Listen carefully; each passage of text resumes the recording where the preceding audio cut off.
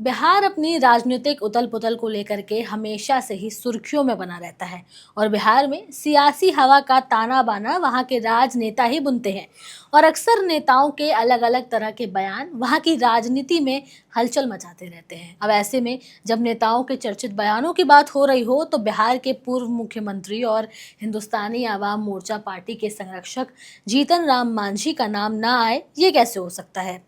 इन दिनों एक बार फिर से वो अपने बयानों को लेकर के खूब सुर्खियां बटोर रहे हैं। दरअसल जीतन राम मांझी ने अब तेजस्वी यादव पर तीखा हमला बोला है। मामला है तेजस्वी यादव को महागठबंधन की समन्वय समिति का अध्यक्ष बनाए जाने का। इस मामले पर मांझी ने तेजस्वी यादव पर तंज कसते हुए उनके इस पद को लॉलीपॉप बताया है और कहा है कि ये महज एक दिखावा है। अब मांझी ने ऐसा क्यों कहा, इसके क्या मायने हैं और मांझी के सुर बदले हुए क्यों हैं, इन सब का जवाब आज हम आपको इस वीडियो में देंगे। लेकिन उससे पहले आप हमारे चैनल द हिंदी टॉप को सब्सक्राइब करें, बेल आइकन दबाना ना भूलें ताकि आप तक पहुंचे हमारी हर खबर सबसे पहले। बिहार की राजधानी पटना में मीडिया से बातचीत करते हुए जीतन राम मांझी ने कहा कि तेजस्वी यादव को समन्वय समिति का अध्यक्ष बनाकर उन्हें लॉलीपॉप थमा दिया गया है। उन्होंने ये भी आरोप लगाया है कि महागठबंधन में मुख्यमंत्री पद को लेकर के स्पष्टता नहीं है। मांझी के मुताबिक सभी नेता खुद को मुख्यमंत्री पद का दावेदार मान रहे हैं, लेकिन कोई भी आधिकारिक घोषणा नहीं की गई है। जीतन राम मांझी ने इसे सत्ता की लड़ाई करार दिया और कहा कि एनडीए में ऐसी कोई लड़ाई नहीं है, बल्कि विकास पर ध्यान दिया जा रहा है। मांझी ने महागठबंधन की एकजुटता पर भी एक सवालिया निशान छोड़ा है। उन्होंने कहा है कि महागठबंधन स्वार्थ पर टिका हुआ है और उसमें एकजुटता की कमी है।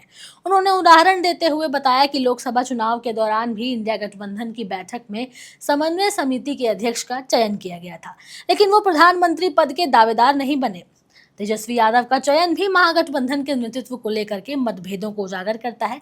साथ ही बिहार की जनता तेजस्वी यादव को गठबंधन के नेता के तौर पर स्वीकार नहीं करेगी। वहीं मांझी ने यह भी स्पष्ट किया कि उनकी पार्टी एनडीए के साथ है और आगामी विधानसभा चुनावों में सभी सीटों पर मजबूती से लड़ेगी। उन्होंने कहा कि हम एनडीए के साथ हैं और सीटों का बंटवारा मिलकर करेंगे और नीतीश कुमार ही एनडीए के मुख्यमंत्री पद के चेहरे होंगे। लेकिन लगता है यहाँ जीतन राम मांझी थोड़े से कंफ्यूज है, या यूं कहें कि वो ये फैसला नहीं कर पा रहे हैं कि वो चाहते क्या हैं।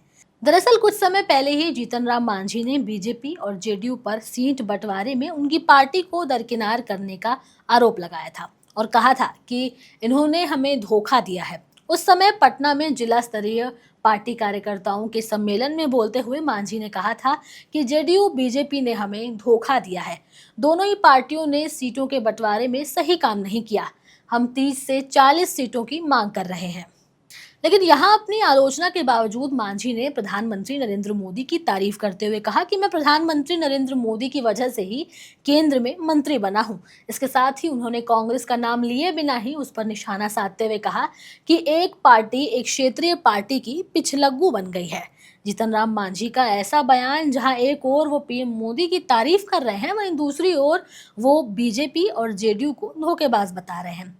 इस बयान से ये साफ है कि सीटों के बंटवारे को लेकर के फूट केवल महागठबंधन में ही नहीं है, बल्कि एनडीए में भी देखने को मिल रही है। इसके अलावा मांझी अब ये दावा कर रहे हैं कि बिहार में नीतीश कुमार के नेतृत्व में ही सरकार बनेगी। समझना थोड़ा मुश्किल नजर आता है कि आखिर मांझी कहना क्या चाहते हैं, और यही एक सवाल बना हुआ है। अब ये कोई पहली बार नहीं है जब जीतन राम मांझी ने तेजस्वी यादव पर सवाल उठाए हों। इससे पहले भी उन्होंने कहा था कि तेजस्वी यादव पिता के नाम पर सत्ता में आए थे और उन्हें कोई भी अनुभव नहीं था। मांझी ने यह आरोप लगाया था कि तेजस्वी राज्य के राजग यानी कि राष्ट्रीय जनतांत्रिक गठबंधन की मदद कर रहे हैं और गठबंधन के मकसद को नाकाम कर रहे हैं। उन्होंने ये भी कहा था कि अगर महागठबंधन टूटता है तो इसके लिए तेजस्वी यादव ही जिम्मेदार होंगे, कोई और नहीं। बिहार की राजनीति में जीतन राम मांझी का यह बयान महागठबंधन के भीतर की खींचतान को उजागर करता है। साथ ही बीजेपी को लेकर के उनकी मानसिकता भी दिखाता है। तेजस्वी यादव के समन्वय समिति के अध्यक्ष बनने के बाद से ही महागठबंधन के नेतृत्व को लेकर के मतभेद सामने आ रहे हैं, ये तो साफ नजर आ रहा है। लेकिन अब देखना ये होगा कि महागठबंधन मांझी के इस बयान को किस तरह से लेता है और इस स्थिति से कैसे निपटता है। इस पूरे मामले पर आपकी क्या राय है, अब आप हमें कमेंट सेक्शन में ज़रूर बताएं। मैं आपके साथ तनु चतुर्वेदी और कैमरे के उस पार मेरा साथ दे रहे थे मेरे साथी शिव कुमार। ऐसे ही तमाम खबरों के लिए हमारे चैनल द हिंदी टॉप को सब्सक्राइब करें। हमें एक्स यानी ट्विटर, फेसबुक और इंस्टाग्राम पर भी फॉलो करें।